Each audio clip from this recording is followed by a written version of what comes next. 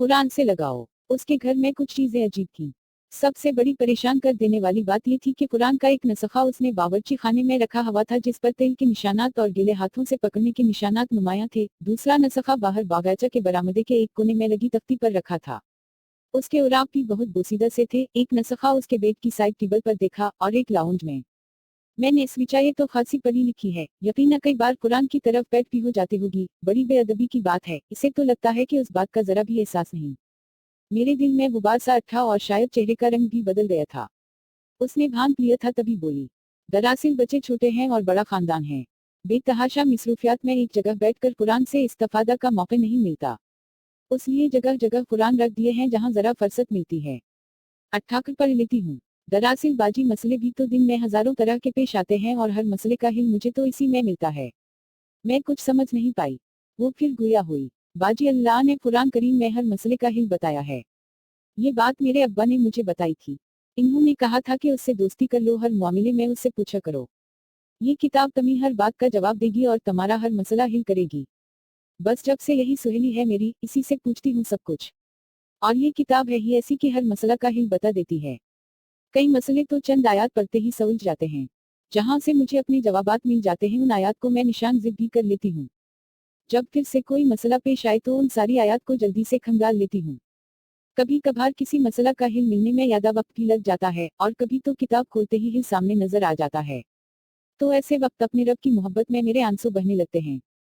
बस इसीलिए उन नुस्खों की ये हालत हो गई है। अब कल ही की बात देखिए, मेरी नंद आई हुई थी। मैं उन्हें खाना खिलाकर फार्ग होकर बावर्ची खाने की तरफ जा रही थी कि उनकी कुछ तल्ख बातें मेरे कानों में पड़े। अफसोस और रंज से मेरी हालत बहुत खराब हुई कि इतनी मुश्क और फिर ये जजा। दिल दिखा हवा था तो यही बावर्ची खाने वाला कुरान खोला, एक आयत मेरे सामने थी, बराई को उस नेकी से रफा करो जो बेहतरीन हो। बस क्या हवा की 2 रोज पहले अपने लिए जो बंदे लाई थी, लाकर बहुत प्यार से नंद को पहना दिए। वो खामोशी से कुछ देर मुझे देखती रही, फिर रो पड़ी। मैंने इसे गले लगा लिया तो बोली, अभी ससुराल में मुनफी माहौल ने मुझे भी मुनफी बना दिया है। मुआफ कर दीजिएगा मुझे। आप मेरी अच्छी बहू हैं, बहनों से भी बढ़कर। अल्लाह आपको बहुत खुश रखे, आबाद रखे।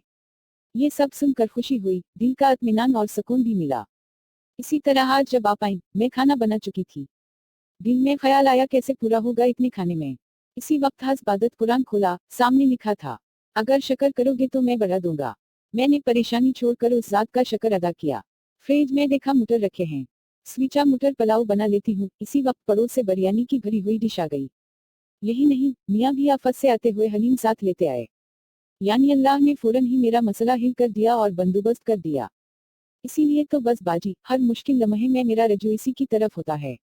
अभी पिछले दिनों को मैं मियाँ का काम छूट गया, बड़ी परेशान थी। कुरान खोला तो लिखा था, इस्तिग़फ़ार करो बदले में तुम्हें बारिश भी दूंगा, माल और औलाद को बढ़ाऊंगा और बागात और नहरें अता करूंगा। मैं तो हैरान रह गई कि इस्तिग़फ़ार के इतने फायदे। फिर सोच सोच कर हर उस शख्स से मुआफी मांगी जिससे गुमान था कि हमने कोई ज्यादती की होगी। इस्तिग़फ़ार पढ़ते रहे, सीधा इस्तिग़फ़ार का भी विर्द रहा। आप यकीन जानिए जल्द ही उसके ऐसे असरात जाहिर हुए कि परेशानियां दूर होकर हालात बेहतरी और खुशहाली की तरफ जाने लगे। वो इंतहाई सादगी से कुरान को सीने से लगाए लगातार बोलती चली जा रही थी और मैं बहुत शर्मिंदा थी। आज तक मेरा कुरान से ऐसा कोई ताल्लुक नहीं बन सका था, कुरान से ऐसी रहनुमाई मुझे मैसर नहीं थी क्योंकि मैंने तो कुरान पर बेशकीमत गुलाफ चढ़वाकर इसे सबसे ऊपर वाले शेल्फ में रख दिया था। अब दिल का गुबार नदामत में ढला तो आंसुओं की सूरत बहने लगा। मैंने कुरान मुकद्दस के ज़ाहिरी रख रखाव पर जितनी तवज्जो दी, काश इतनी ही तवज्जो इसकी रूह और असल पैगाम पर दी होती, तो उसके असल पैगाम से महरूम होने के बजाय आज इसका ये फर्ब और ये इजाज़ मेरे नसीब में भी होता।